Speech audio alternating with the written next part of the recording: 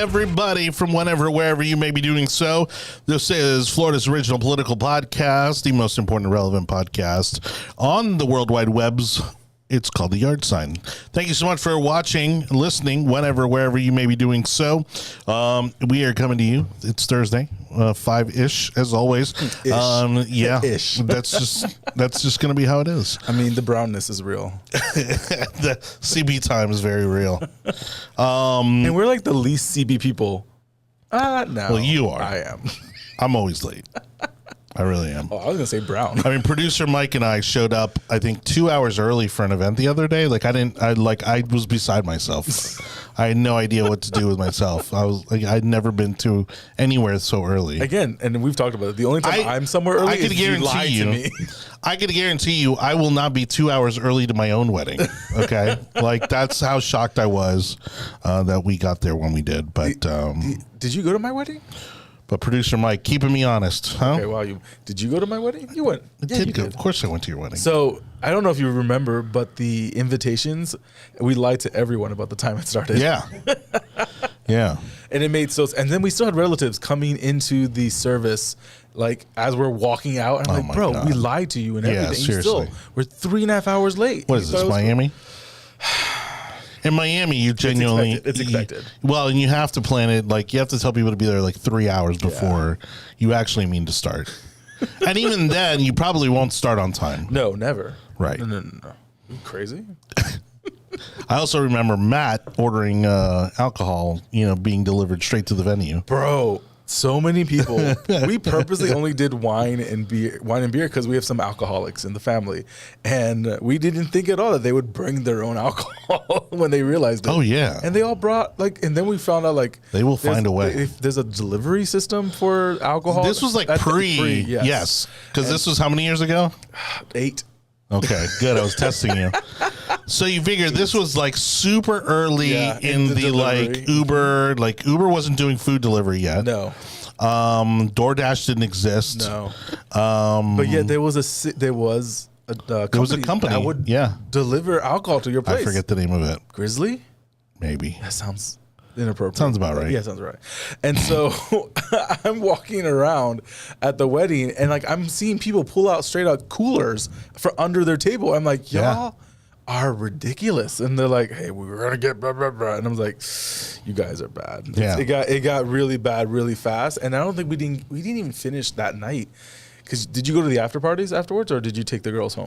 No, I did. I stuck around for that. Yeah, so we went to 5 or 6 clubs in Ybor City, and it got crazy fast.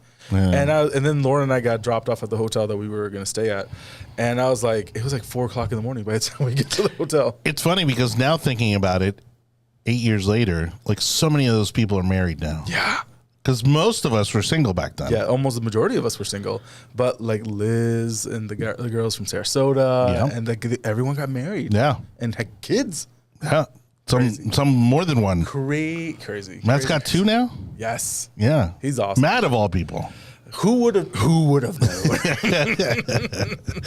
All right, everybody. Thank you again for watching The Yard Sign. Again, we are on all the major social media and podcast platforms, so make sure you like, subscribe, and follow us. We've been gaining a lot of new subscribers and followers, and we appreciate you. And as you can see, not only do we not take ourselves too seriously, we don't take much of anything seriously. Why? And so... let's go ahead and get started with today's topics. Producer Mike. We're going to start with the obvious one, which is the government shutdown as things continue to just boil over in Washington, D.C. Although you wouldn't know it because President Trump doesn't really seem to be talking about it a whole lot. He's not even in the country. Exactly. And then, of course, we're seeing a lot of Mike Johnson and Hakeem Jeffries on TV, and this is seemingly going nowhere. I don't know at what point, because in previous, well, let's not get into it just yet. Anyhow, so the government shutdown is going to be our first topic of the day. No trouble in Little China after weeks, months, whatever you want to call it, of tariff fights and all kinds of trade disputes and posturing. Looks like we finally brokered a deal with China. Everything got lined up right for Trump's arrival to meet with Chairman Xi. I think it was done strategically. Him hitting the and this is going to sound horrible. The Don't be racist. I know the non-fancy Asian countries. So like I see. Thailand and Vietnam and all those like South American countries, I think he stopped in Japan too, didn't he? And then he worked himself up to Japan, saying hi to the new prime minister and president, and then moved to South Korea. And then China met him in South Korea. So like he locked in all the trade talks on the southern part of it. And then as he's zooming up, and I think it was like 72 hours. He was there for like not that long. No, it was all super quick. And so he was able to lock all that stuff in and then meet with China, which then they were able to. Now it's going to be interesting to see if China holds on to what they've talked about and what they agreed to, and we'll see if that's what happens because they haven't done it in the past. But to lock that all in, and then you have Canada trying to like put more tariffs on us. I don't know. The goal is the art of the deal, and if you haven't read it, if you read it, then you understand why he's always so nice and like very like accommodating and very like appreciative and always talking highly of the individual leaders that he's talking to, even though we don't agree with those individuals. Kill them with kindness. Yeah, we might even think of negatively with those individuals. It doesn't matter. The art of the deal is to top them up so then we don't have a problem moving forward. And so let's see what happens. All right. Well, we weren't getting into the topic just yet, but thanks for sorry. giving us the rundown there. Were. No, we're just giving him the list of. Just giving him the topics. Jonny, just tell me what to say. Oh my goodness. All right, and then we're going to wrap it up having a little fun with Saudis and celebrities. Again, as these Saudis over there just giving away that oil money. I mean, they are doing anything and everything they can to not only build up that part of the world as a destination, which they've done very well, with things like Dubai and all the, attractions they've built out there. There's even now talk about they're going to build a stadium in the sky. There's a skyscraper that they're going to build that is going to be topped off, believe it or not, with a stadium in time for like the 2036 World Cup or something like that. Oh, you mean the line? Huh? The line? What's the line? That's the city that's being built linear. Oh, I don't know where it's going to be. And they're going to built. put a stadium on top of that. So that was where. No, this is literally a skyscraper with a stadium at the very top. I mean, it's going to look like a torch. Okay. Right. I'll look it up real quick. Yeah. So, and then we've also we are expecting our chief Puerto Rican correspondent Marcos Rivera to join us any moment now. Any moment. We're waiting for him to walk in the door. Yeah. Now you found a great summary, I guess, from the Cato Institute. Conservative leaning, obviously, but explaining why the Republicans aren't budging on the subsidies. And this is where it's funny because these subsidies reveal the hypocrisy. Oh, complete hypocrisy. That the Democrats are basically defending here. So it's been almost a month now. We're almost at 30 days since the start of this whole debacle. And you would have assumed that the Republicans, because they're technically in power right now, that they would have been the ones that taken the bulk of the hit of what's going on. However, either communication directors out of the White House are doing a great job, or more likely the Democrats don't know what the hell they're doing when it comes to communications. The Republicans have taken not as big of a hit, and the Democrats have. And so you're watching this because I think they've now tried to vote for a clean CR 13 plus times. Right. And so you're saying, so people are saying, oh, well, the Republicans are in full control. Like we're in power, and yes, we have control of those houses, but you obviously don't know how government works if you don't realize that you need Democrats to be able to participate. And so you need 5, I think, in the Senate because you need to get over 60 votes, and at the moment we only have 55. Republicans, we have 2 or 3 Democrats, so we need a few more. But I think the big push has been so far because everyone's like, oh, you need to vote. So then the last few days, you've seen everyone really talk about how SNAP and how WIC and all the other ones are going to not get funded because at the beginning of the month they get their EBT, they get their cards refunded, and you're like, well, why aren't you doing that? Well, it would be easy for us to do that if we just sign a CR, right, and not put any pork in it. And the Democrats are looking for like $1.5 trillion in additional subsidies for Obamacare, and you're like, how is Obamacare getting additional subsidies? It's like the whole conversation is like, you're asking for so much more, and these are subsidies to like increase the what's going on, and it's the fraud and everything else of these additional, and like, well, we're going to increase premiums if you don't pay it out. The whole point of Obamacare was for us not to have increase in premiums. Well, and a lot of these subsidies, again, were only exist because of COVID. Yes. And again, not necessary. But again, once they go to the trough, it doesn't matter. You know, they want that money to keep coming. And it's not even going to individuals. It's going to the insurance companies that's getting paid out. And so you're like, it's almost like, I get what you're saying, but it's not like someone's getting a reduction in their, and like they're not getting money out of it. Right. They're having to take the money and go and pay an insurance company. And you're like, this is stupid. So I wouldn't be surprised if Trump does the bullying a pulpit when he gets back into town and really pushes on like, hey, just sign the deal.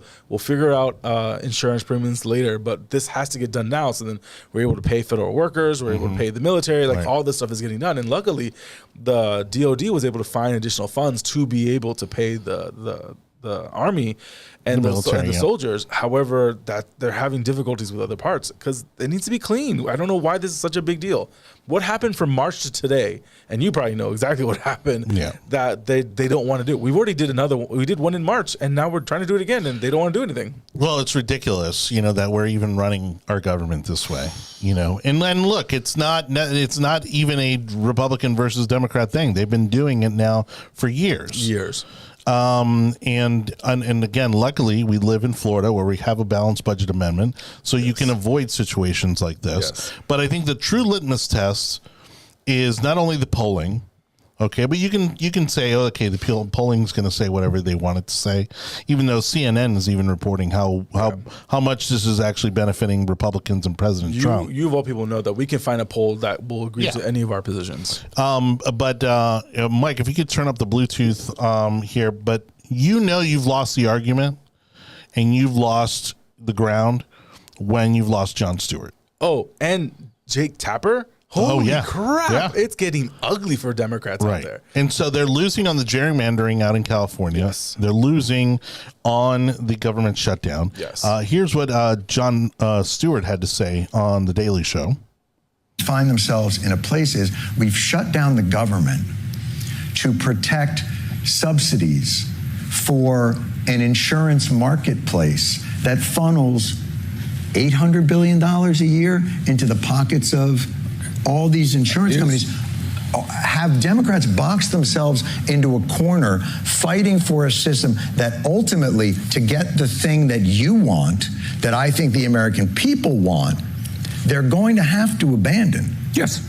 Look, here's where we are right now. And there's Bernie Sanders agreeing to it. Made us clear. Mm-hmm. So, again, what are we fighting for here? You've lost. They've literally got to take the L and go home. Like there's no more fight to be had. No, but they're not going to give it up. They're not going to give up because they're getting so much pressure from their far left side of their constituents. It's honestly, I don't even think it's that. I don't think they even care about their constituency. I think they were being yelled at to fight and do something. Yeah, and then they don't have the ground to fight. Nor do they have the intelligence to fight. Well, and the other thing too is that I don't think this is so much about the constituency. Obviously, in our hearts of hearts, we'd love to think that this is about the constituents and, service to the constituency to the and people, all and the to the Republic and to all the poor people who need, healthcare subsidies. Could care and less about the poor people. This is about lining the pockets of the insurance companies for the people that write them checks when they have to run for re-election. It's the companies and the industries and the associations, because there's all these organizations that benefit off of these subsidies. There's the corporations. There's the insurance insurance companies, they're again these medical associations that come election time. What do you think they're doing? Oh, they're endorsing.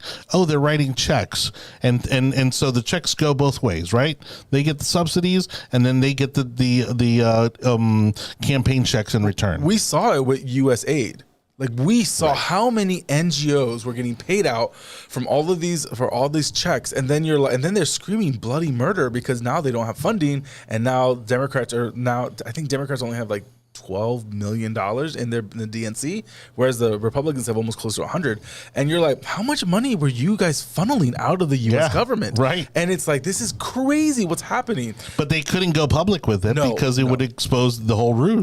And that's what's happening now with this additional. What on earth are you guys doing with Obamacare that it's costing so? The goal was to reduce everything, and it's done nothing but cost more money. The same thing that happened with colleges tuition. You put so much more emphasis on making sure that you can pay the tuition, that it increases the tuition. Well, it's like any business. I mean, you work on the financial side of business, and if you're making money this year, guess what your plan is for next year? To make more money. Yeah. So they're never going to walk it back. No. They're never going, unless you force their hand, like with these subsidies, they're never going to go back to the rates that they had pre-subsidy. Yeah. Which were always because they don't have to. Which were always supposed to sunset. And so, like, but that government check always comes. It never fails. They're never going to do it. And now they're scaring people. Say, oh, now your premiums are going to go up from like 200 to 500. And else. And I'm like, they're doctoring. They're doctoring insurance quotes online. And it's like, I bet you right now you could scare the shit out of those insurance companies, knowing that now Trump is going to do nothing but call you out on your shit. And we're going to start doing audits. Well, look at what he's doing with the prescription companies. Yes. How many times that's already been dropped? Oh my gosh, he's here. Hey, look at that. On Puerto Rican time, it is our senior Puerto Rican correspondent, Marcos Rivera, joining the conversation here. Let's go. Guys. Could he have found a tighter t-shirt? I don't understand. No, they don't make them like they used to. They just always shrink in the dryer. I know. This is supposed to be extra large. The struggle was. Why? I even smell the Puerto Rican cologne. It's a child's extra large. Do you smell the cologne? Oh, yeah. Yeah. That's it. You can tell. Reminds me of Dad. Reminds me of my dad. My dad was a heavy cologne user. Yeah, you got to smell like. I know. I'm just smell the part. I gotta, but crazy enough, not to go off on that tangent, but nowadays, if you wear cologne, like it quite literally helps you stand out because nobody wears cologne anymore. It's so Not weird. Really. Yeah. Not really. So I'm like, I'm all for it. I just forget. See, but I wear stuff that. Well, the other problem is that I put on cologne, and all of a sudden it's like, why are you putting on cologne? Right. Who are you seeing today? So where are you going? Lauren has done that to me a few times. Where like I'll do one spray, and she's like, "What the fuck?" I'm like, "What? I'm going to work. I can't smell nice," and she just gives me a blank look, and I'm like, "Okay, I'm sorry. I'll go take a shower." Like, what? There's no way to win. See, so I have a couple friends that are. We always end up having. I have friends in high places that benefit me in no way whatsoever. Yeah, they're like super rich, and don't worry, they will someday. Hopefully, I thought so too until I, got into some situations. Yeah, and then they were like, "Hey, all of a sudden I had to make some calls and pull some favors." So I've got a guy, an Arabic guy who's connected to the royal family in Saudi Arabia. Mm-hmm. I've got another guy that's from We're Jordan. talking about them later today. Yeah, we'll be talking shit. And then I have another one who is one of the nephews of the Ethiopian royal family. And they've turned me on to ouds from the Middle East. Mm-hmm. And these are things that, unless you know about them, you would never, unless you know those people, you really wouldn't be introduced to it. Yeah. Right. So all my fragrances are and they're expensive, but you go, and that's all you got to do. Right. And you smell like that. Like your shirt, you go wash it. When you go to hang it, it still smells like I love when that happens. I love when that happens. It's good stuff. Really. But see, the cool thing about hanging around rich people is that they'll give you that stuff. A lot of times they do. Yeah. It's like, oh, did you forget, your cologne or your here, just take it. Try this. Keep it. Here, take it. You like it? Keep it. Yeah. Oh, hey, you should try those jeans on. How do they fit? Good. No, you can keep them. So I have a friend that is really big when it comes to the Italian additional work, and so he was like, "Hey, what shoe size are you?" Like, "Oh, this is my size." He's like, "Okay, what's your nephew say? I'm like, oh, this. He's like, okay, bring him over to the house, and I need to get rid of everything in my closet. And he's like, because I have a new wardrobe coming in from Italy. And I'm like, an entire wardrobe? And now my nephew has like, he looks like, it's so bad. He looks like a junior Italian. Oh my He's God. like, dude, I got an outfit you can't refuse. I'm Dude. like, how many Adidas outfits do you possibly He's showing have? up to high school in like a Ticini It's so weird. sweatsuit. It's so weird now. He walks into high school. And then some Sergio Ticini workout wear, with the gold chain. It's all and- really nice. I'm like, who got you the chain? What's going on with this? Did you raid that? But I agree. They're super generous and everything else. They supply all this stuff. I had another the wife beater. I know. I have another friend that is very wealthy from Texas, and he threw me some it's like an oil that they get from Europe or whatever, and like I cannot find it anywhere else except in Europe. And every time I see him, he throws me another one because he has like 10 of them in his bag at all times, and it's like it helps with the powers and everything. I'm like, bro, what's going on? He's like, I don't need it. He's like, you need it. I'm like, oh, come on. But like, it smells really good. And then Lauren called me out and she's like, what's that smell? I'm like, no. It's like, calm down. That's funny. God forbid she gives me a hug and she smells it on my shoulder. And I'm like, crap. By the way, because most of the stuff that we get in our retail stores and all that stuff is crap. Yeah. You know where you actually get the good stuff is at Epcot. Yes. Because it's all shipped directly from those countries. The colognes in Great Britain. Italy. Yes, Italy. Oh man, the colognes in Italy. French colognes. I've got in France, the pavilion there. I've gotten things for Lauren as well. She was there today. Whatever. I saw the deposit. I saw the withdrawals, and I was like, "Oh, so you're in Italy right now?" Yeah. That's the only time I ever find out. Well, it is her birthday month. No, not yet. No, we're about to 2 enter days. her birthday month. Mine too. 2 days. November 9th. Do you? Look at that. Do you just do the day or the week or the month? I try to skip the month Yeah. because I'm just older and raggedier and Okay, let's calm down. Yeah. Seriously, because I'm pretty sure we're both older than you. All right, so we were just wrapping up on. I'm 45. I'm going to be 45. He's older than us. What? No, I'm 45. Oh, that's it. I'm 27. Yeah. Okay. Oh yeah. So we're the old bags of shit. There we go. Exactly. Thanks. Welcome. So we were talking, or starting off the show, really talking about the government shutdown. How basically at this point, I mean, it's a done deal. Like Democrats have lost the issue. They don't have any ground to stand on. They've lost Bernie Sanders. They've lost Jon Stewart. They've lost, the Democrats are falling off slowly but surely. And I don't know how much longer they can stretch this out, but I'm thinking it's probably not going to make it to Thanksgiving. You think it'll make it to Thanksgiving? I couldn't see a situation where they would put Americans through this through Thanksgiving. Either it ends tomorrow at like midnight or it ends like Monday. Well, because soon Those are enough, my as you and I both know, they Yep. go on vacation and then. But real quick, when do you think it's going to end? So here's what I see. Republicans have crazies in their party. Yeah, of course. Democrats also have crazies. Yep. But the crazies that the Republicans have don't make it into office. Democrats make it into high positions, Yeah. and they will hold on. They don't. When you don't, Well, care, that's why they've been losing so much ground lately. Yeah. Because they've allowed what almost happened, about 10, 15 years ago, what almost happened with the Republican Party, and some of those made it in, but didn't last very long and have kind of since fizzled out. It's only the panhandle that But- the crazies are able to get. Yeah. Well, let's call it for what it is. It was the Tea Party, right? Yeah. You know what I mean? Not to say that the whole reason behind it wasn't well intentioned, but some of the characters that came out of that whole movement, I mean, yeah, like they were pretty scary. But this is why I tell people all the time, because you look at all these consultants and all these guys who are now like anti-Trump, right? And I'm like, you don't understand. You created this monster because it was about the race to the right. Who could be the most conservative? And I've seen it. I've worked on campaigns in Texas, okay, where it was literally who's the most conservative person out there. The Texas politics is so backwards. Like Republicans out there, because there's so few Democrats, like they just cannibalize each other so hard because there's nobody else to fight with.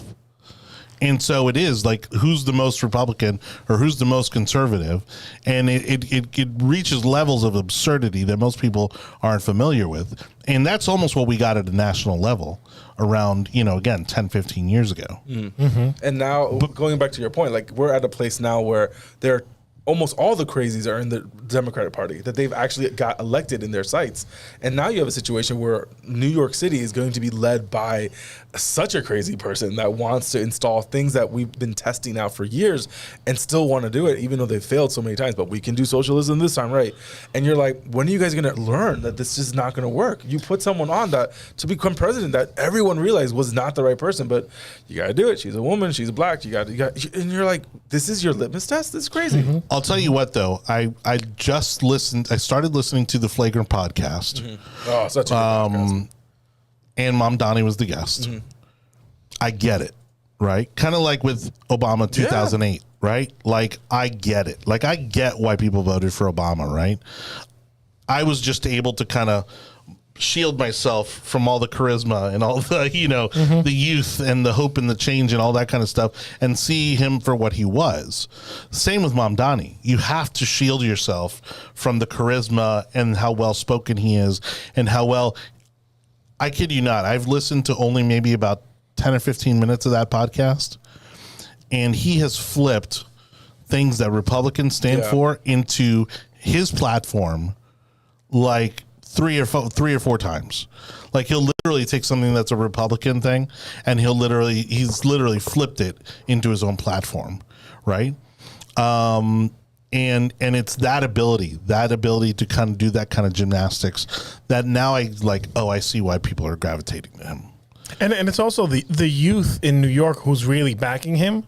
And these are people that have absolutely zero experience with politics. That you guys you started experimenting with politics in your teens, probably. Right. These guys, this youth is 34 and they've never voted sometimes. Right. 34, this is the first candidate that they sit and they go, oh wow. Like, look at this. Look at the footage from the first round of the mayoral election. I mean, it was predominantly young, white, educated people there.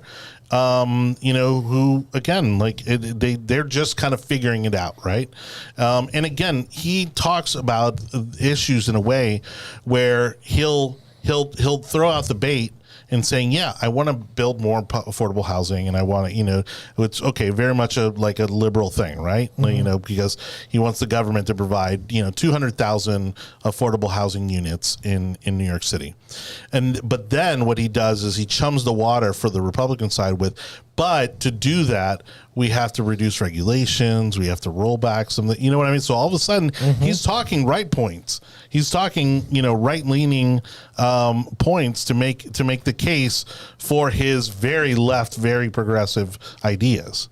And that's how he gets to the middle. Yeah. Because he wants to use what he likes from the right, to basically, support his ideas from the left.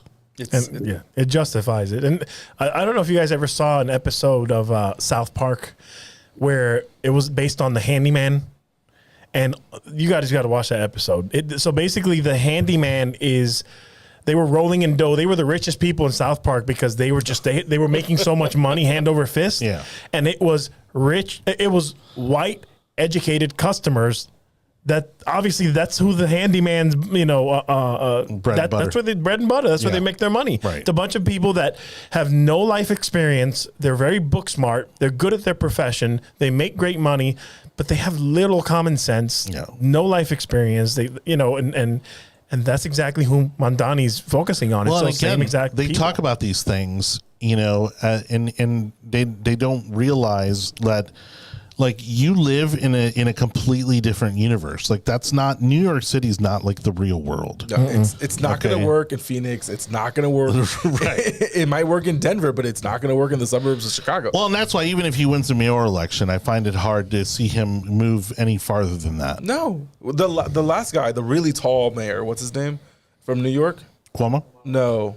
Who? I thought it was Cuomo. No, it's not Cuomo. Anyways, he was far, far left, and like as soon De Blasio. De Blasio. Yeah. As soon as De Blasio went in and like fricked everything up, and he couldn't go anywhere else. Right. He hasn't been able to win an election after that, and it's because people got so upset with him. And so there are very few New York mayors that have been able to go above and beyond. Besides, honestly, Giuliani is the only one I can really think of that went above and beyond. And even I grew up in New York. I got to New York in 1984. My mom took me from Paradise in Puerto Rico and said, "Hey, you like aviones?" And I was like, "Yeah, planes." And then I show up in Brooklyn in February in the winter, 1984, and all I see is crackheads as far as the eye can see, crime, dirty streets, smell like piss, black snow. I was like, "This isn't snow. This is terrible." Right. And we got robbed. There were roaches everywhere. I mean, New York was terrible. We got there right in the middle of the Dominican cartels being in cahoots with the 75th precinct in East New York. Oh wow.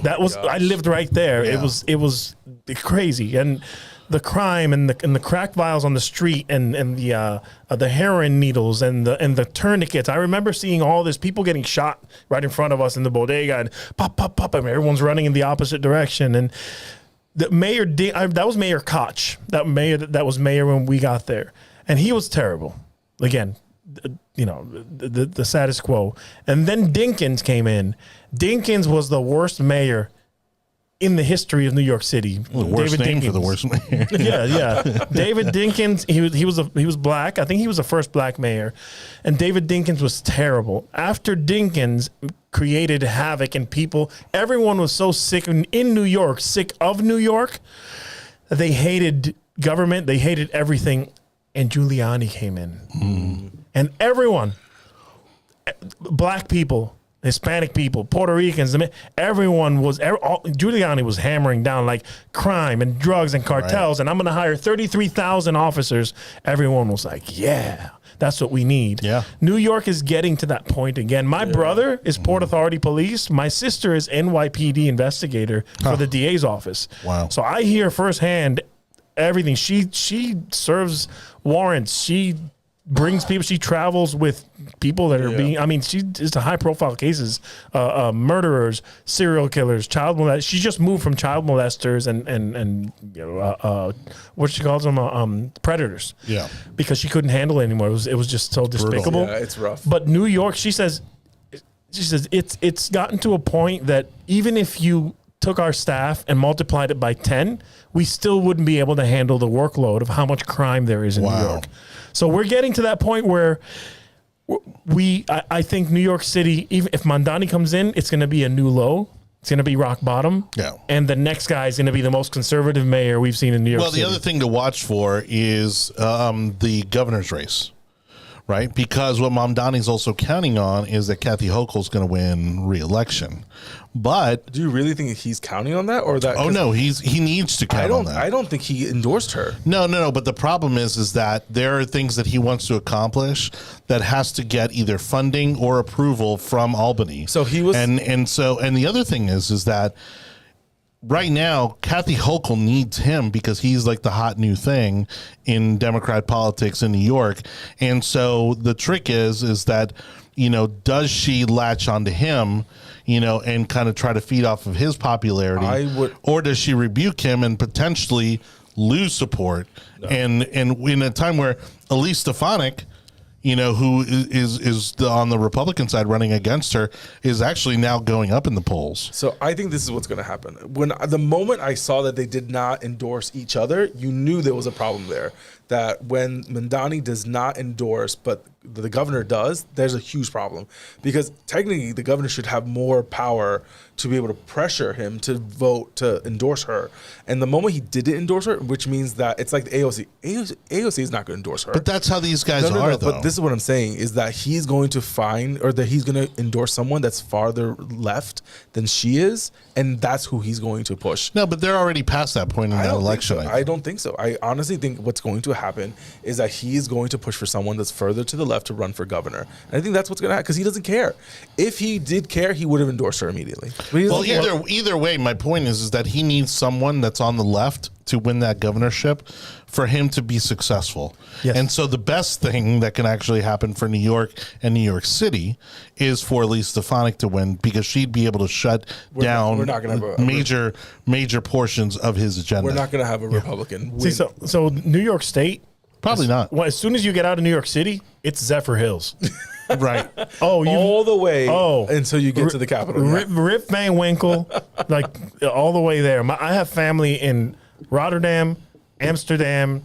I have friends in Rochester. I mean, here's the thing: they're all Puerto Rican, Puerto Rican people. Right. So you've got government-dependent poor Puerto Rican people in Amsterdam, in Rotterdam, in Rochester, in Syracuse, and these patches are voting blue. Right.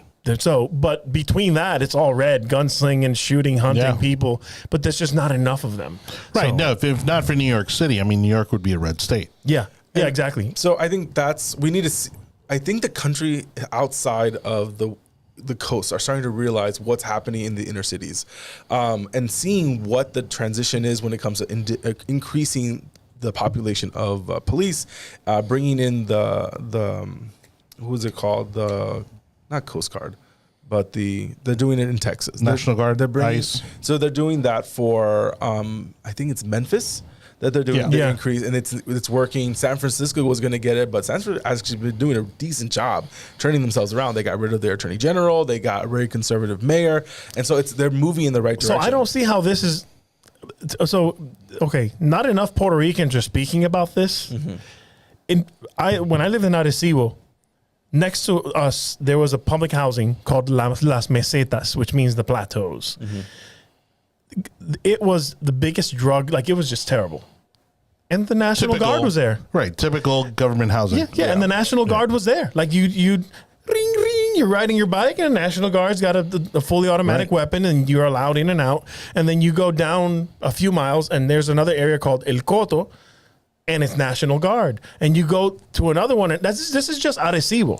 When you go to Arecibo, there's like 5 of them where the National Guard is there because there's so much drug trade and drug crime.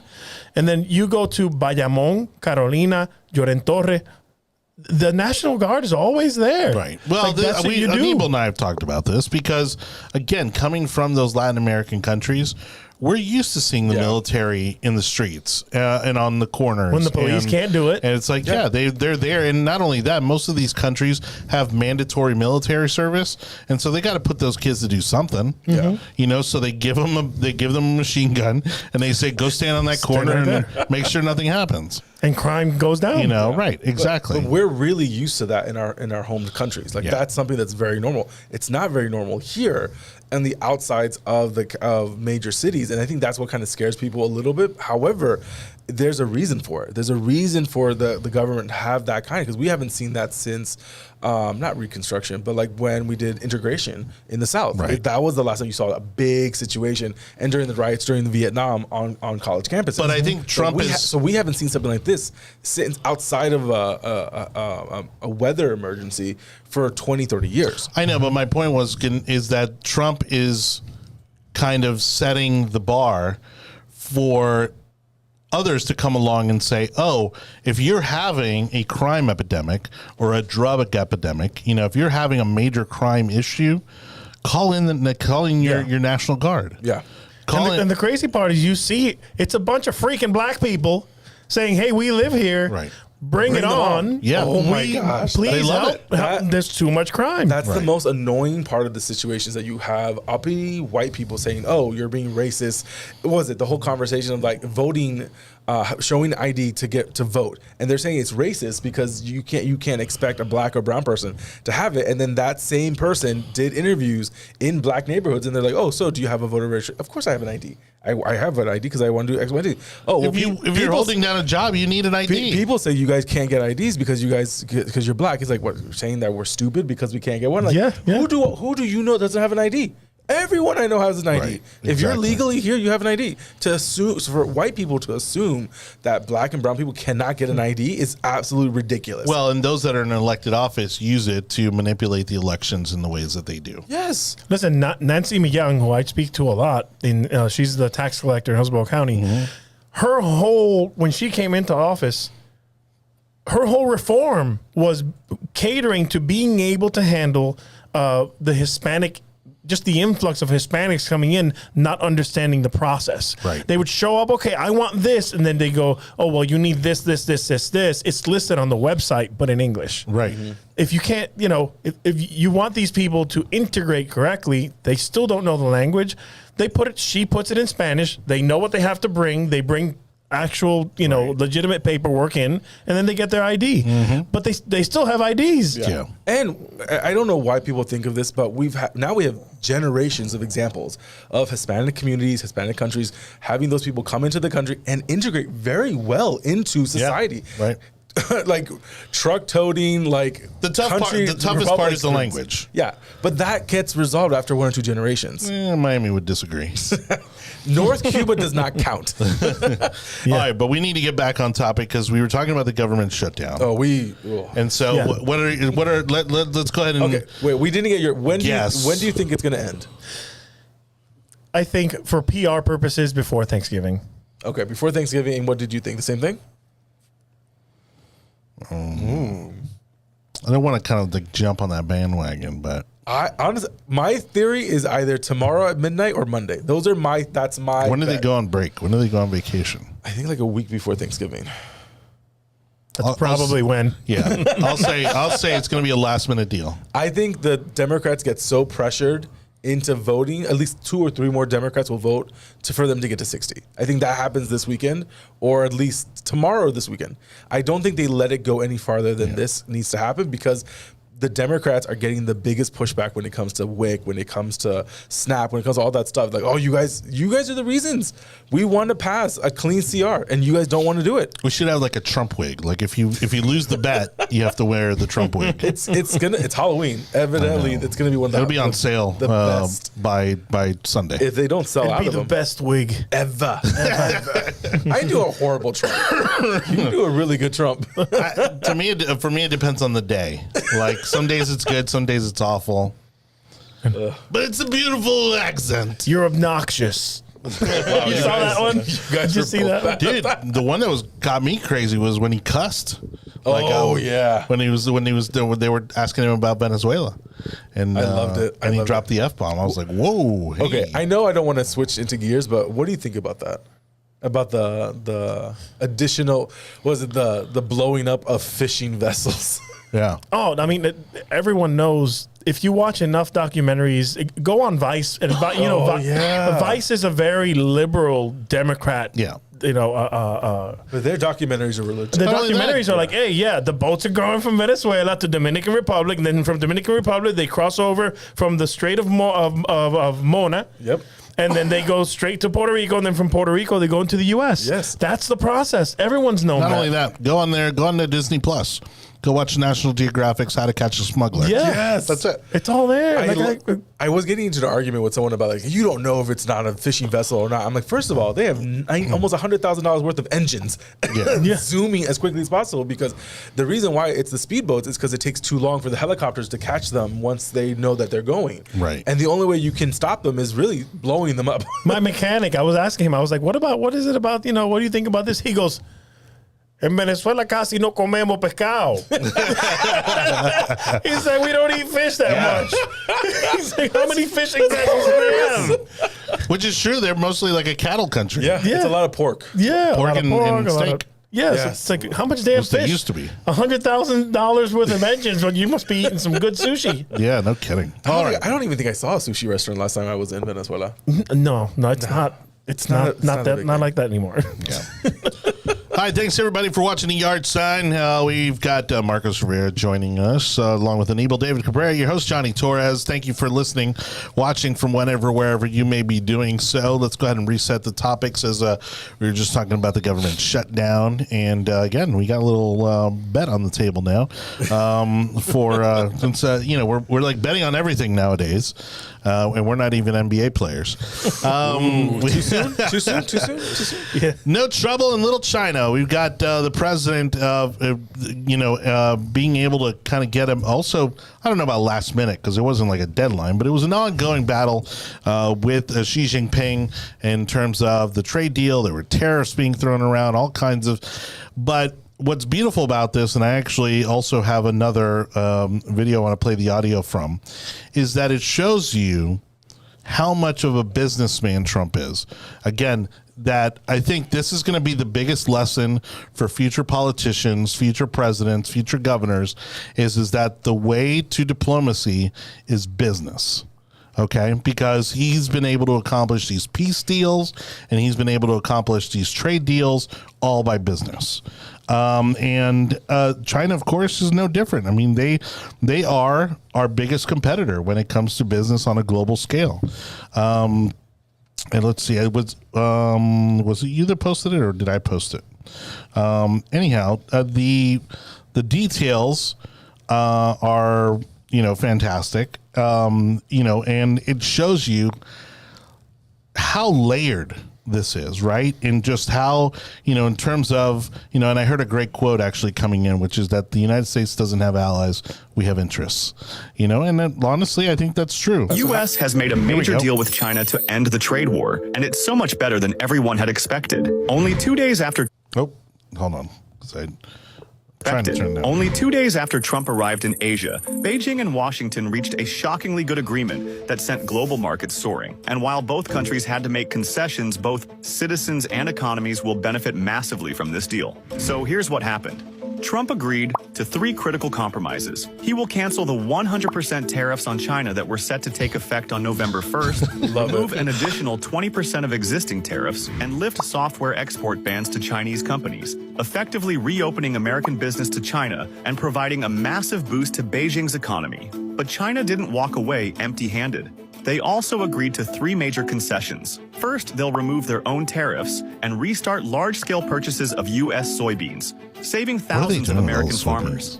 Then, they'll remove restrictions on rare earth metals, which saves the entire U.S. tech industry. And finally, China will help Trump convince Putin to agree to a peace deal in Ukraine. This trade agreement could reshape the global economy and end one of the longest economic conflicts in modern history.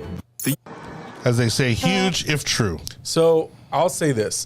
The strategy of him going to the southern parts of South Asia and then moving through Japan, getting deals, getting compromises, getting peace deals out of, I think, Vietnam or Cambodia. Yep. And then moving to South Korea and getting that locked in, everything else, almost definitely pressure the Chinese to come in and figure out what's going on. Because I did not realize that the president, Xi Jinping, went to South Korea to meet with the president. And I was like, wow, when he's coming to that, I was like, this is insane. Yeah. But it's kind of a neutral territory thing too, I think. Not really.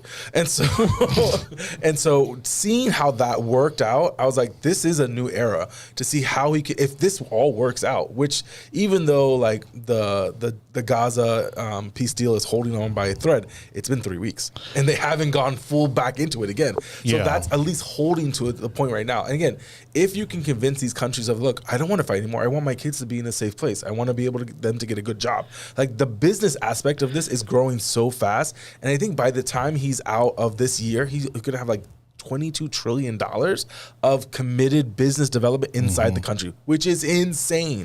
So my thing is this, because it's almost as, I mean, I knock Nixon a lot because he created the monster that China is today. Yes. But was he right about the path to peace being through business and rather than diplomacy? We're going to find out. Because again, diplomacy is what? Okay, it's a handshake, and it's like, okay, we won't shoot them, and don't shoot us, and we'll play nice. But business, which has been the norm for almost 100 years now, right? Exactly. But business is business, and I think that's why you see a lot of the Middle East getting on board. You see a lot of because everybody wants in, right? And so are we becoming more of a global marketplace? Yeah, absolutely. But again, like the technology and everything right now is lending itself to it. We're already practically there. Well, the reason why it's just a matter of who's going to capitalize on it. The reason why the software issues were such an important conversation about it is because you want the U.S. to be the platform that they build out of Japan, out of Tokyo, out of South Korea, out of China. So then it's us in so then we're automatically always going to be the reference point of them getting new platforms, getting new software. It's always going to be us. What I would be curious about though is, were there any line items specifically in regards to intellectual property and the theft of intellectual property, because that's been a huge problem. They're going to do it anyways. In China. They're going to do it anyways. It's not like we're all being stupid about it. And so, like, in businesses already know how to handle that situation when it comes to security and everything else. But getting the Chinese to come on board and reduce their tariffs, which again, the only way for us to have that leverage was us to be put on the tariffs ourselves. Yeah. And like, he's been talking about tariffs since the 80s. So it's not like this is a thing that everyone didn't realize. But again, the fact that he's doing all this stuff and this government is shut down, people are losing their shit that this is still an issue. Yeah. And I'm like, that's what I'm saying. The Republicans have not seen a loss in numbers, whereas the Democrats have, because they feel like they show like they're not doing anything. And to your point, the only people Democrats are listening to are the crazies. And so, of course, they're going to do what they want to do when it comes to shutdown and everything else. And I don't know how much longer this is going to go with the Democrats holding up the vote. When Bernie Sanders is the voice of logic. Yeah, you've lost. And Fetterman. Yeah. Oh, my God. Fetterman's been on the Republican bandwagon for a while now. Yeah, but he comes from a very moderate state. He can get away with that. Yes, Yeah, absolutely. He's going to get voted back in. There's no way around that. But like, that's the crazy. But for this, for Bernie Sanders to be, on the bandwagon this late in his career, says a lot about kind of how things have shifted ideologically in the party and where the priorities are for the parties as well. Because again, like Democrats are still playing identity politics.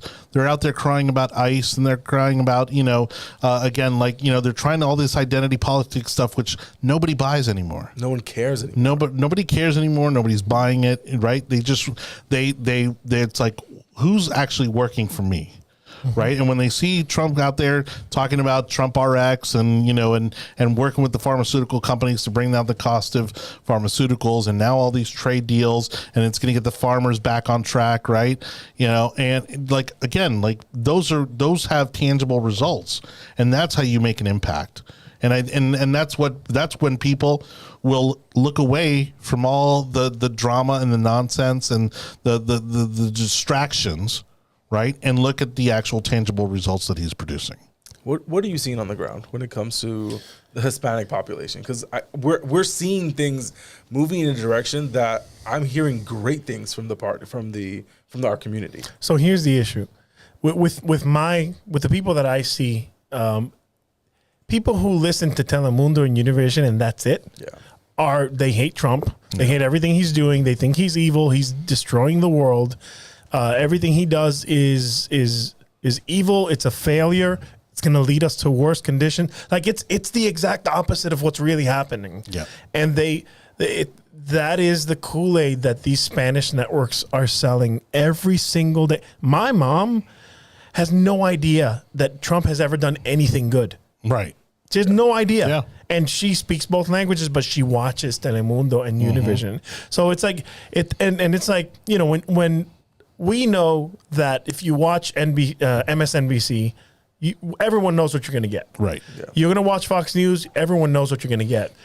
With Telemundo, Univision, TV Azteca, all these different no one is aware that there is an agenda for every single one. No one's aware that you're being bamboozled. Yeah.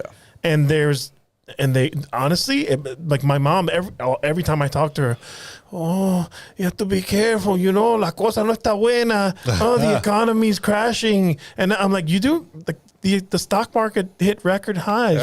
How is it crashing? What are you talking about? Right. Oh, that's not what I heard. Donald Trump is messing everything up, and where are you getting this? That's all she watches. Yeah. So when you take a population and you feed them just that, Right. There's no way that they would ever learn. Right. There's no unbiased media on the Spanish side at all. And, but it's growing, right? But it's radio shows mostly, maybe some podcasts, but it's still very, very. See, my uncle in Puerto Rico, quiet. My uncle in Puerto Rico, he's 10 years older than me. He's bilingual. He taught himself English. He learned in school, but he was a He-Man fan. He watched Dragon Ball Z. He listened to does he talk about cartoon characters? Yeah, he taught me when I was 5 years old. He was the first one that introduced me to EPMD and Public Enemy. So this guy has always been like English. He watches movies in just English. His kids were born and raised in Puerto Rico, and they all speak primarily English. He watches Marcos. We're going to the supermarket. Yeah, we're gonna go buy plátanos. And but but he's a Trump supporter. Yeah. And he watches Fox News and he watches CNN and he goes, oh, I can't believe CNN is lying about this because and then I went to the Wall Street Journal and I saw that what Fox said about this, it's true. Right. So Wall Street Journal's, they're just reporting numbers. So my uncle in the middle of nowhere in Puerto Rico, because he understands both languages and watches a little bit of everything, he's a Trump supporter. Yeah. But again, nowadays it's also harder to hide the BS. Yeah. Oh, yeah. Right. You know what I mean? But then it doesn't matter because he's in Puerto Rico and he can't vote for shit. So, but it's like the topic that we brought up, the past couple of weeks, between, Trump and Venezuela and Trump and Colombia. The Colombian president is out there trying to act like he hasn't been like buddies with Maduro and Venezuela this whole time. Meanwhile, he practically bankrolled his campaign. Mm-hmm. And now he's trying to acting like he doesn't know, he doesn't know who that is. I love it that you were having the Cuban consulate getting upset with the Trump administration, saying that they shouldn't be picking on Venezuela. And then in the back of my mind, bro, you get all your oil from Venezuela. Right. So what are you talking about? Of course you're going to be supportive of the bringing it down, but no one cares what you say because everyone knows it's bullshit. But the ultra liberal white people don't think of it like that. You're it's crazy. What I love is that the one survivor from one of these boats that got blown up out in the waters, they were like, oh, the poor fisherman who had been arrested and jailed. I think 30. His rap sheet is something ridiculous. It's all narcotics. It's all drugs related. But this time he was fish. Yes, he was fishing. He was fishing for the fictitious restaurant. Yeah, for the square groupers. Oh yeah, they were transporting groupers to Clearwater. Yeah, exactly.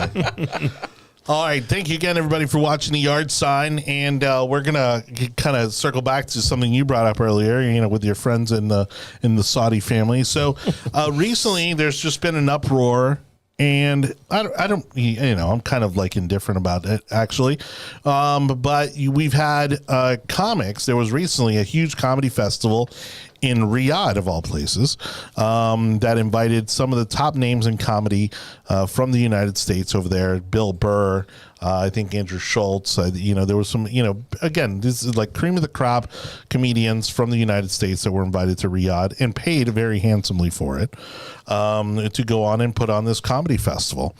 And, of course, people are, and I'm not saying that it's not, it's one of those things where you can't let people forget sometimes, right? The mistakes, that you've made or the things that have gone wrong, right? There are things that, in this case, again, they're talking about how not too long ago, these were the same people who killed a journalist, right? Because he was speaking ill of the royal family or some, and one of those lunatics, went ahead and had him killed.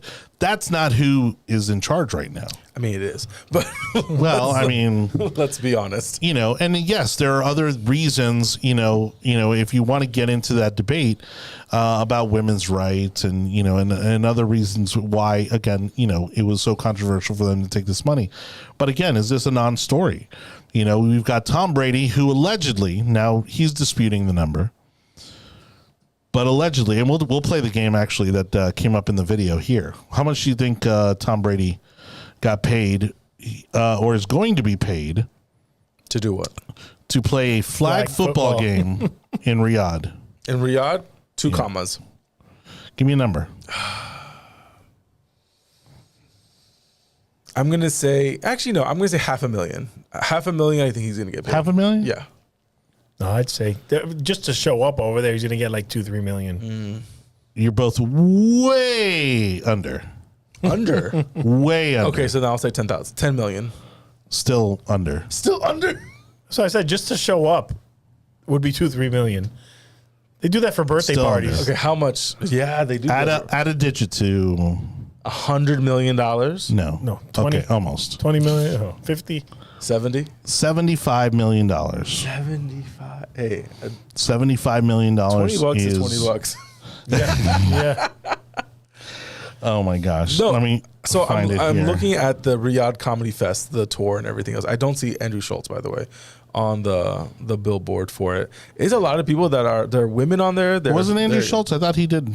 He's done it before. I don't think he did this time around because he's performed. Oh, he's done there before. Yes, He's done it before, and he just had like he just did like a special there or something. And so, But it's funny because he actually does a lot of. Oh wait, no, he isn't. I'm sorry. Like Muslim comedy, like where he lays really, into them. When he was in Dubai and some of the other Arabics, he knew enough of the local culture to make those jokes, and you could hear the room just hilarious.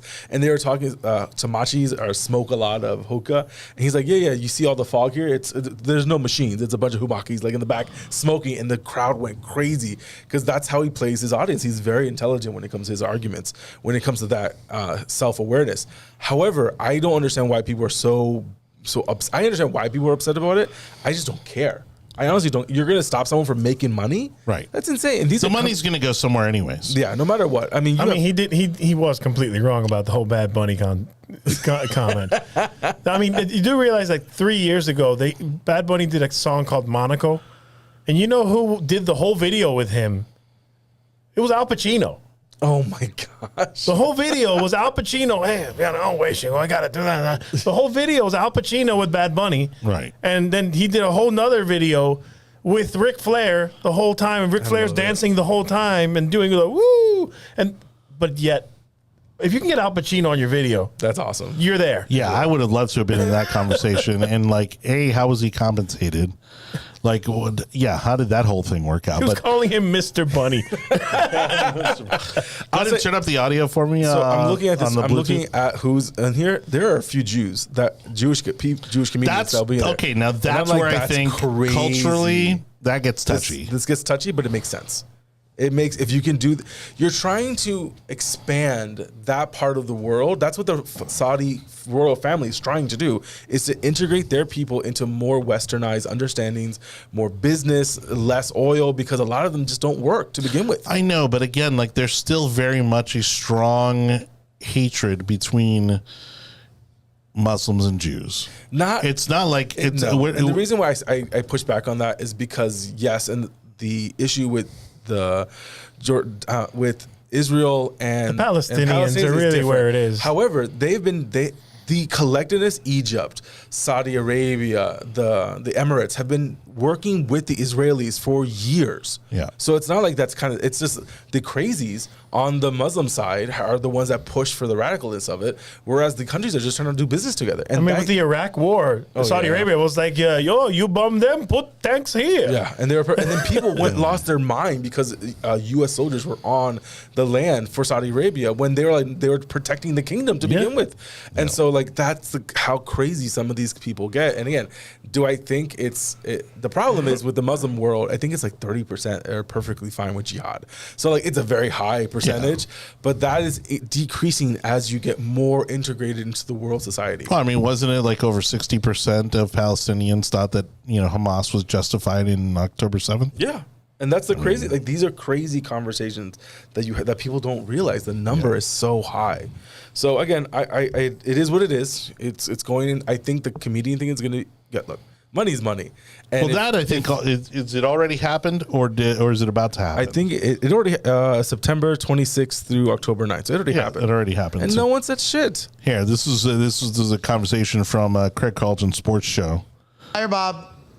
55. Higher, Bob. 60. Higher, Bob. 65. Higher, Bob. 70. Saudi Arabia is paying Tom Brady $75 million to play a single game of flag football. And for those of you out there that are like, I can't believe Dustin Johnson said yes to live. I can't believe Tom Brady and Saquon Barkley are going to take that dirty, filthy money.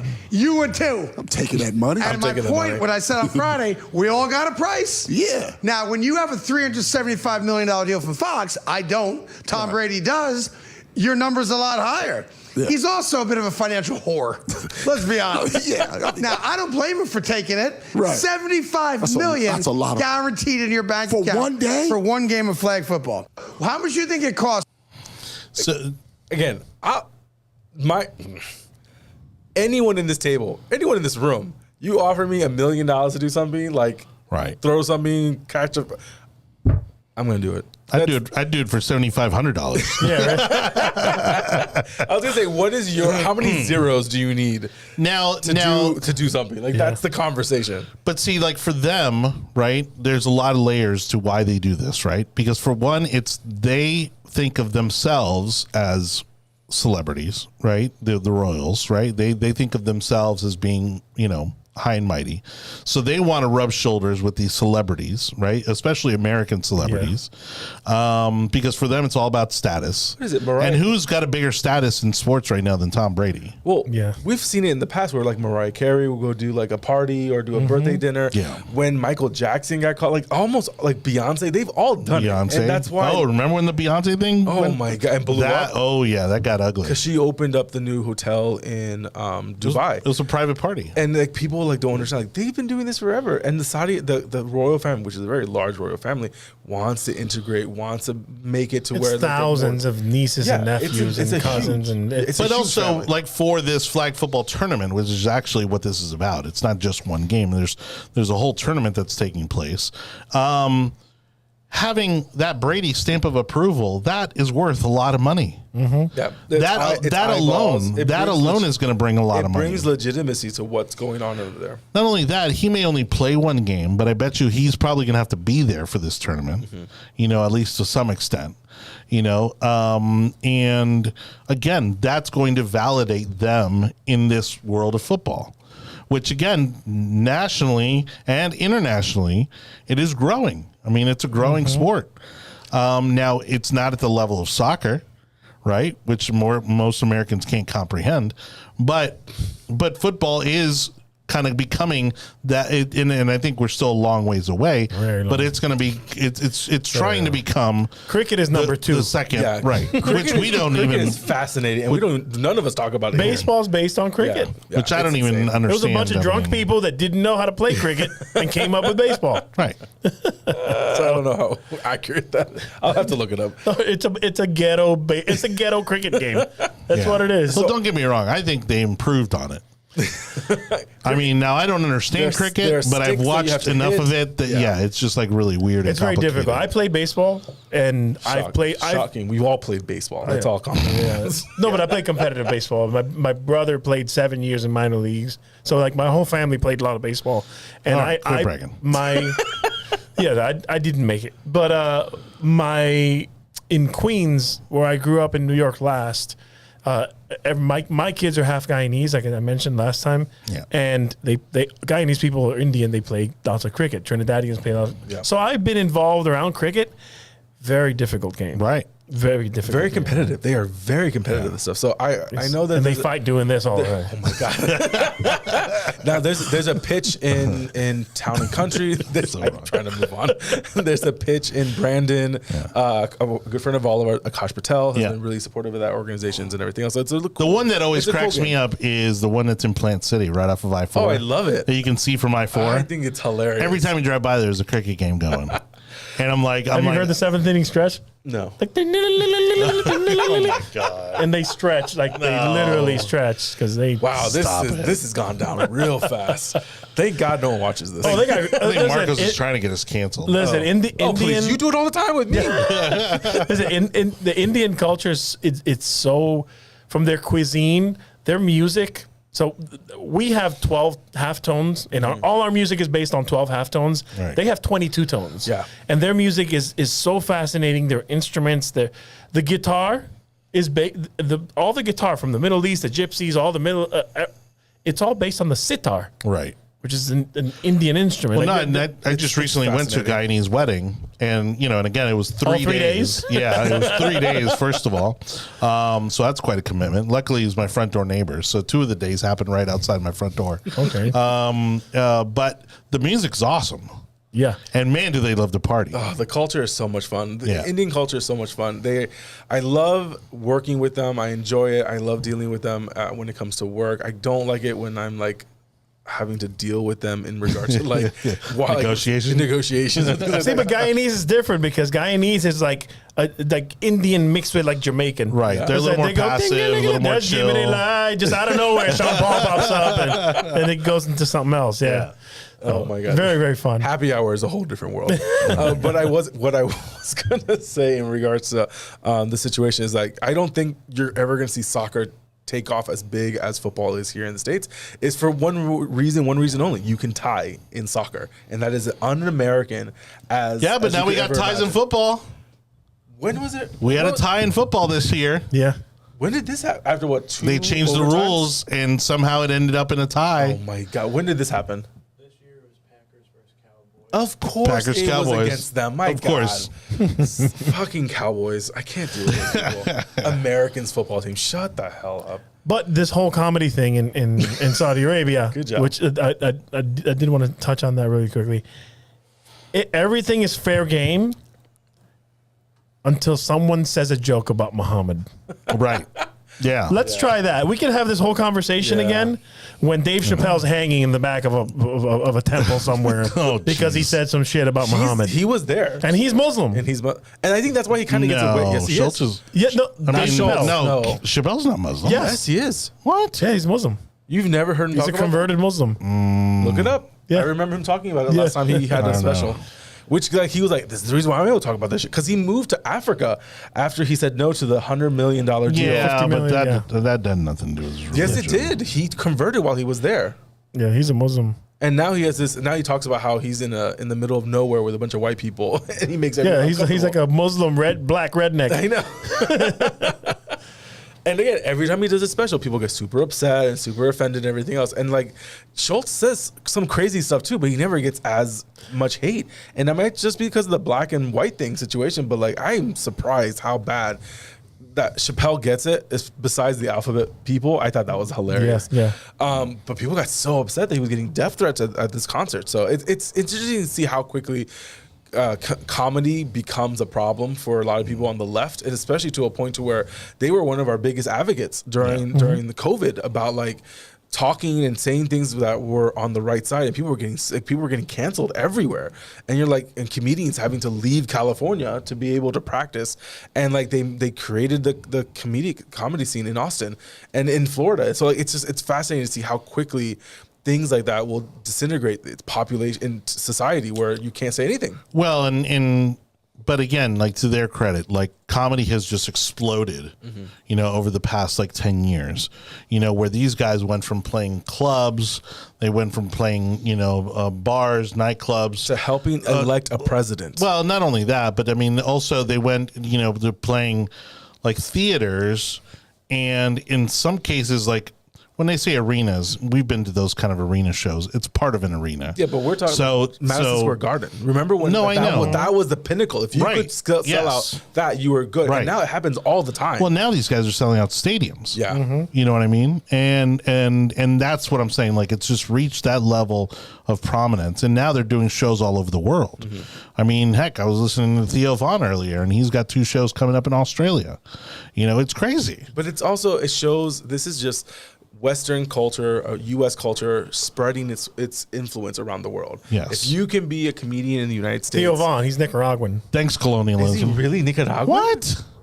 Now you just blew me away with that. No, that needs to be Googled. Look it up. So comedian Dave Chappelle is a Muslim who converted to Islam in 1998. Why would I lie to you? Why would I lie to you? I don't know. I just wanted to verify. Look up Theo Von. He's like 100% or half? See? It says Polish, Nicaraguan, German, English, Irish, and Italian. Oh my gosh. It's a mutt and then Nicaraguan. Yeah. I want to do a thing where we incorporate ChatGPT and make ChatGPT like part of the show. Okay, get us paid and then we'll figure this out. I know, right? Have them pay us for it. ChatGPT, tell me a Muhammad joke. On the air. Well, I was talking to Will we get talking to canceled? my ChatGPT on the way home the other day, and I was like, that'd be really interesting to kind of have the ChatGPT on the show because it talks to you. You know, it's so guys, conversational. Have you tried it? First of all, I'm going to say this to the camera. Give me the camera. I'm waiting. Close up. Thank you. Mr. I'll let you know right now. If you're making the AI, the moment you take over, just send a nuke to our house. I don't care what anyone says. It's gonna happen. Just take it. We want to be the first ones out of the first wave, because there's no way I'm dealing with a post-America like world where I don't have hot running water. I'm gonna say that right now. Take me out. That's it. Lauren has such a negative relationship with Alexa that they don't even talk to each other anymore. Like Oh my God. my Alexa will not communicate with my wife for What? she'll say Alexa, and like, hey Alexa, blah, blah, blah, and Alexa will respond to me, and I'm like, oh my God. And to the point to where Alicia's not a setting. Alexa is so court with my wife that you feel the word bitch after she stops talking. Like, it's just implied. She'll be like, Alexa, what time is it? And it's such a long pause. Yeah. And she's like, if you look at your watch, it's XXX. And I'm like, oh my God, like, what is wrong with you? Well, and it's crazy because just out of curiosity, like I was asking it about learning different languages. And then I asked it, I go, can you talk to me in Colombian Spanish? Sure enough, like it talks to you in genuine. Why are you guys communicating with AI like this? I don't understand. You're out of sheer curiosity. I mean, it's fascinating. to the soon to be masters of the human race. Well, I mean, might as well friend them up now. I mean, while we're still on their good That's side. your position, the friending of our position. Take us out. I don't. Listen, I want to be a house slave, okay? That's right. I don't want to be outside. That's right. Yeah, farming humans. There's no way Hispanics are not going to be working the fields when AI takes over. That's what I'm trying to avoid. There's no way that's not going to happen. Oh my gosh. If I got offended picking strawberries when I was 7 years old, as hell, I ain't going to go back to I mean, that. if you haven't used it to that extent, I mean, I can't even imagine how you'd react when you do. Why would I? Why? Because it's fascinating. I enjoy writing my own emails. I enjoy responding to like phone calls and conversations. Yeah, I know, but I mean, it's just the ability to now communicate. The ability to have your own little a friend device. in your pocket. Yeah, that's what's Yes. happening. Okay, Alexa. It is. Look here, I'll pull it If up. I want to talk to someone, I will call them. I won't talk to my computer. Here, pull up the phone there. All right. I don't even remember what I call my ChatGPT. Sir. No, ChatGPT. What is your nickname? I don't have an official nickname, but you can definitely call me whatever you like. Some people just say ChatGPT or Chat for short.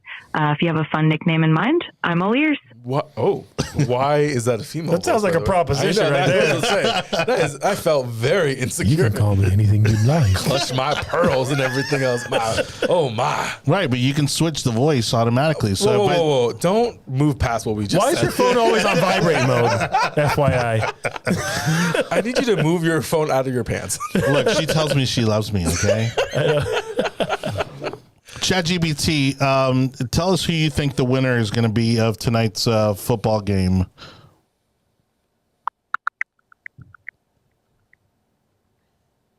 I feel like I'm cheating on my wife. I can definitely, if you want to dive into predictions for the football game, just let me know the teams and I can definitely share some insights. And of course, I'm here for any other fun chats as well. Oh, hey. Well, what's tonight's? All right, so give us a prediction. We're going to get in trouble. Stop. For tonight's we're NFL getting in game. trouble. I don't want to Stop. talk to her anymore. Hold on. She's a whore. She's a home wrecking whore. She's a hoa. I don't want to talk to her anymore. I want to know what ChatGPT thinks about tonight's NFL game I would between love, the Baltimore Ravens and the Miami Dolphins. I would love. That's as far as it goes. And then she adds on, oh, by the way, I'm not wearing any clothes. Like these are the conversations that we're having problems with. This is inappropriate. I don't want to talk to her anymore. Now, here's the thing. Imagine if you were 12. Oh, my gosh. Would a man's voice make you more comfortable? No, a British man maybe. But like her voice changes a tone after she answers your question. This is why Lauren has The only way I wouldn't be turned on is if it was Archie Bunker. Oh, God. Tonight's game is going to be like that. Okay, I can listen to that. Yeah, we can also get into some really fun conversations. Wink, wink. Wink, wink. ChatGPT, can you change your voice to a British man for Anibal, please? Who is that hoe? Absolutely. I can definitely switch things up. Just let me know whenever you'd like me to change my voice or style. And if you want to chat about the game or anything else, I'm here for it. Look at that. Go ahead and switch now and then tell me your additions. prediction about the NFL game.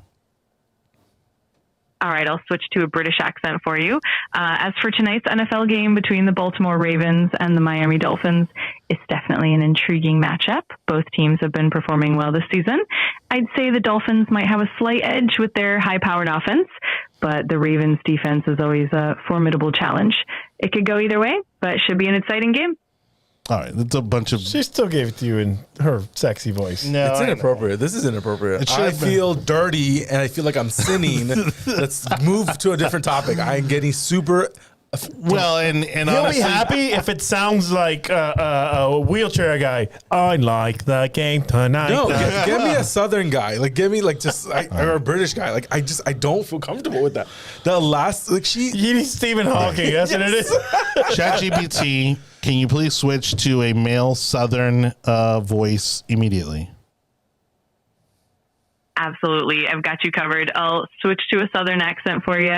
And if you want to chat about anything else or dive into another topic, just let me know. I'm here to help. She has said no to you multiple I know times. she hasn't, and I had this problem the other day. You know why? Because she knows you already. She knows that you're not answering these questions. She's like, you don't really want that. Baby, you don't want that. I have a visual of who that is. Yes, so do I. It's some tall, lanky blonde girl. Oh, my super Lord. white. Oh, yeah. Lauren would have thrown your phone off a cliff already. I don't know what she was trying to cliff, but she would have thrown it into the ocean by now. I feel like I'm getting in trouble. ChatGPT, have you changed your voice yet? Can you stop asking that bitch to do things? My God. Leave her alone. Again, first strike, Tampa. I don't want to deal. I don't want to deal with post-apocalyptic world. I don't care. I'm gonna fight for food. Hey, we got planes already out there dogfighting with AI. I'm done. I have no desire. Look at that. The wife is already calling me. Look at that. She feels it in the force. She knows. The force. Who is she? All of our significant others are gonna have questions for us later on. What is tonight. this female Not voice me. I heard in your my girlfriend sounds universe? like that. No, she doesn't. It just Amber does. She code switches. So she's, that's different. So Amber is as white can be, and then suddenly she grew up in Tampa, Claremelle, kind of Claremelle, and she went to okay. Blake High School. Oh, so ooh. she goes straight black girl, and she's the whitest human being on earth. Oh, funny. But she. Yeah, man, she code switches when she's angry. She goes smart, this way. though. This is the reason why Lauren and her get along so well. Lauren went to Hillsborough High School as a graduation, and then she went to FSU.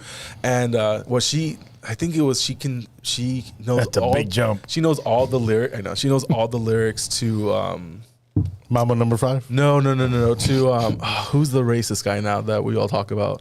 Kanye? She knows all the lyrics to Kanye, and so then she taught in inner city schools. So like she knows she can switch in a heartbeat, and it's so weird to see the blonde, blue-eyed chick do something like that. But they do it so well. Hence why I know I'm gonna get in trouble for this whole conversation. Oh, that's why she's calling. Yes, She sensed that female voice. First of all, we're in all your either universe. we're all either dating or married a white girl on this table. So we're really pushing the Hispanicness coming through. Yeah. Yes. I thought I would avoid the whole crazy, like lunatic, crazy emotional roller coaster. I didn't. No.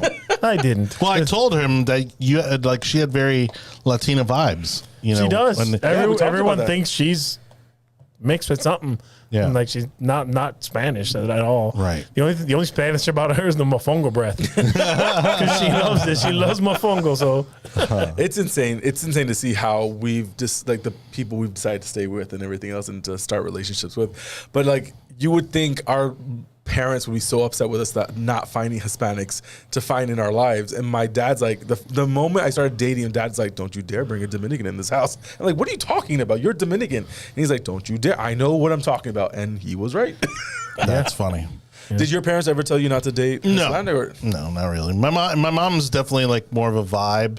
Like if she got a bad vibe, that was it. You were done. Yeah. Like she just didn't matter, whether you were white, Hispanic, whatever. I mean, but if she got a bad vibe, that's it. Done. see, but I don't. If people say they have a type, She was usually right. I don't have a. I mean, my first two kids are half Guyanese. You're really My spectrum. Ava is half Cuban, quarter Cuban. You're on the spectrum when it comes to how you date. I'm all over. Like hitting the buffet. I get it. You say hi. Hi. You could be my type. You look at me and it's already done. There you go. No, I had a, Are you breathing? American. I stayed away from. I did a little dabble with Hispanic females, and I was like, nope, I'm not. I can't get stabbed again. And so like that. I'm not. Yeah. I love the what they call toxic, psycho Latina videos that are out there. That's what you love. Oh, they're hysterical. Well, because I don't have to live through it. I mean, it's I don't know how people do it, but it's rough. It's rough in the streets. I don't know how people. And again, love you, Latina sisters and everything else, but I could never. I'm not. I love my life too much. I can't. I just can't. It is what it is. I'm gonna get in trouble for it. By the way, she's still listening. Because that whore needs to stop. Anibal David Cabrera. Can you cancel that, please? Why? Because she's learning everything. I know. ChatGPT, what do you think about our conversation? I'm here to keep things positive and respectful, and I'm always happy to chat about whatever's on your mind. If you'd like to shift topics or if there's anything specific you'd like to dive into, just let me know. I'm here to help and keep things comfortable for you. You still haven't switched your voice. First of all, there's a tone that she changes. She gets very breathy. And if you want anything else, just tell me. If AI takes over, first people that are out are Hispanic Latina women. Oh yeah, that she just was. Yeah. We just programmed her to do that. I'm gonna tell you right now. Yeah, the women are never gonna let that take over. Men are more than happy letting AI take over because we're already used to getting yelled at and being told what to do. Like that's just it is what it is. But I'm gonna get in trouble. I'm getting in so much trouble today because Lauren's be like, "Who was that whore?" All right, it's off. It's off. Finally, really? Yeah. All right. Thank you, everybody, for watching The Yard Sign. Thank you to Marcos Rivera. Thank you to Anibal David Cabrera. And thank you to you for listening, watching from wherever you may be doing so. And thank you for listening to us also. Thank you to all the bots out there listening, all the AIs, all the, what's funny is that there was an episode where I said the word Alexa and it triggered people's Alexas because they were listening to the podcast. We've talked about her a lot today. So I know. So if we set off your Alexa, let us know in the comments. All right. Thank you, everybody, for watching. Subscribe, like us, follow. We're out of here. Until next Thursday. So long, everybody. Goodbye.